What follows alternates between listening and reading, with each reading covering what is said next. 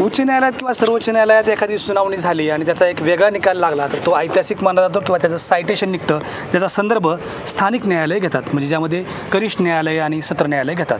परंतु कधीकधी गाव पातळीवरच्या म्हणजे तालुका पातळीवरच्या किंवा जिल्हा पातळीवरच्या न्यायालयामध्येही अशा काही घटना वकिलांच्या कौशल्याने घडतात की ज्याची दखल सगळ्यांना घ्यावी लागते.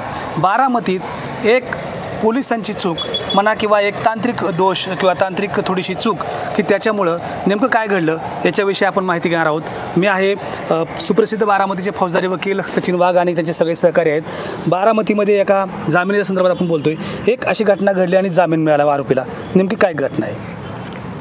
काय की एक अशी केस घडली की त्याच्यामध्ये एका महिलेने तिच्या पती आणि तिच्या सासऱ्याविरोधात 376, 377 हे जुने कायदे हे IPCचे आहेत त्याप्रमाणे गुन्हा दाखल केला. गुन्हा दाखल केल्यानंतर पोलिसांनी तात्काळ त्याचा जो पती आहे त्याला अरेस्ट केलं आणि त्याला कालच्या दिवशी रविवारच्या दिवशी कोर्टासमोर हजर केल्यानंतर आमचं असं लक्षात आलं की त्याला ज्यावेळेस कोर्टामध्ये हजर केलं त्यावेळेस CRPCने आणि आत्ताच्या नवीन BNSSने जे काही अटके संदर्भातले नियम घालून दिलेले आहेत ते नियम काही त्याच्यामध्ये फॉलो केलेले नव्हते. मग ते फॉलो केलेले नियम नाहीत हे आमच्या निदर्शनास आल्यानंतर आम्ही मेहरबान न्यायालयासमोर ती गोष्ट निदर्शनास आणून दिली की त्याच्यामध्ये जुन्या CRPCचा सेक्शन 50 आणि BNSच्या नवीन सेक्शन 47 या सेक्शनप्रमाणे ज्यावेळेस एखाद्या आरोपीला अटक केलं जातं त्यावेळेस त्याला लेखी स्वरूपातले त्याला अटकेची कारणं देणं आवश्यक असतं आणि तसेच 50A प्रमाणे त्याच्या नातेवाईकांनाही कारणं देणं आवश्यक असतं. परंतु जनरली हे जे आहे हे पोलीस कुठे फॉलो करत नाहीत. ज्यावेळेस ही गोष्ट पोलिसांच्या समोर निदर्शनास आम्ही आणून दिली, मेहरबान न्यायालयाच्या समोर आम्ही आणून दिली, न्यायालयाने 376 सारखा केस असताना सुद्धा तात्काळ त्या आरोपीला मुक्त करण्याचे आदेश दिले आणि बॉन्डवर सोडण्याचे आदेश दिले. खरं तर या जो ऑफेन्स आहे किंवा जो गुन्हा आहे त्या गुन्ह्यामध्ये जामीन मिळणं रेअर ऑफ रेअर म्हणजे जामीन मिळत नाही. अशा स्वरूपात एक थोडीशी चूक किंवा वकिलांचं कौशल्य हे ह्याच्यामध्ये सगळ्यात महत्त्वाचं ठरलं का? हां, तेच तर महत्त्वाची गोष्ट आहे ना. कारण ह्या ज्या केसेस असतात ह्या ट्रायबल बाय सेशन आहेत. ह्याच्यामध्ये आपण बघितलं की जन्मठेपेचे कारावास असण्यापर्यंतच्या शिक्षा या गुन्ह्यांमध्ये जसं की 376 असेल, 302 असेल.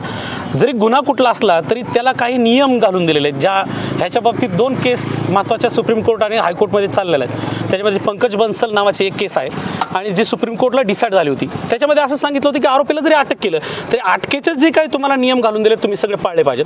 त्याच्यावरती महेश नाईक म्हणून एक मुंबई उच्च न्यायालयात एक जजमेंट झालं, ते पण अतिशय सुंदर आहे. त्याच्यामध्ये पण ह्या सगळ्या गोष्टींचा उहापोह झाला आणि त्याच्यामध्ये असं सांगितलं की नियमांचं महत्त्व किती आहे आणि नियमांचं महत्त्व काय आहे ही गोष्ट जर आपण बघितलं तर ह्या केसमध्ये आम्हाला निदर्शनास आली की मेहरबान JMFC न्यायालय यांनी ह्या गोष्टीचा विचार करून क्या बाबा आरोपीला तात्काळ सोडण्याचे आदेश केले.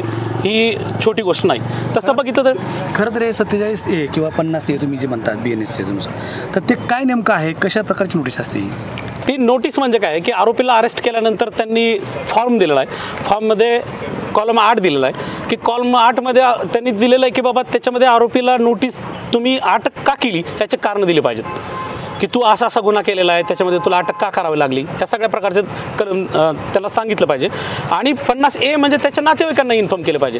पण पोलीस या गोष्टींकडे कॅज्युअली घेतात, म्हणजे एवढ्या साध्या पद्धतीने घेतात, याला काय महत्त्व देत नाहीत. परंतु कायद्यात ह्याला एक वेगळं महत्त्व आहे. एक चूक पोलिसांना महागात पडलेली आहे पण त्यापेक्षा या न्यायालयीन कामकाजाच्या पद्धतीमध्ये अधिक महत्त्वाची धरली गेलेली आहे किंवा गृहीत धरली गेलेली आहे आणि याची चर्चा जास्त आहे बारामतीमध्ये. बारामतीसह आसपासच्या तालुक्यामध्येही याची चर्चा जास्त आहे. कारण एक तांत्रिक बाजू किंवा तांत्रिक कौशल्य वकिलांचं सुद्धा असं म्हणावं लागेल की त्या ठिकाणी आरोपीला जो जामीन मिळाला त्याच्यामध्ये किती बारीक किंवा छोट्या छोट्या जे बारकावे आहेत ते पोलिसांनी आत्मसात केले पाहिजेत किंवा त्यावरती काम केलं पाहिजे, हा धडा देणारी घटना आहे.